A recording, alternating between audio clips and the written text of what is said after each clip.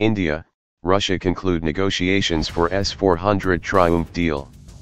India has concluded price negotiations with Russia for a nearly 40,000 rupees crore deal to procure S-400 Triumf air defense missile systems for the Indian Air Force, officials said.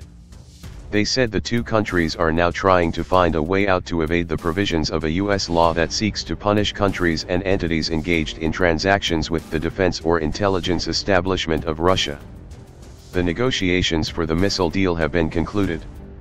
The financial component has been finalized, a top official involved in the negotiations for the deal with Russia told. The official said both Russia and India are likely to announce the deal before an annual summit between Prime Minister Narendra Modi and Russian President Vladimir Putin in October.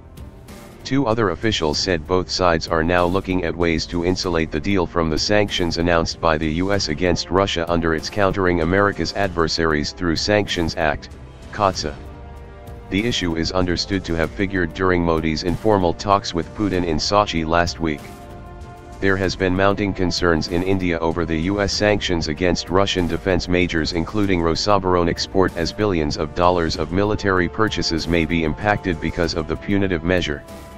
The US had announced sanctions against Russia under the stringent law for its alleged meddling in the American presidential election in 2016. CAATSA, which came into effect in January, mandates the Donald Trump administration to punish entities engaging in significant transaction with the defense or intelligence establishment of Russia.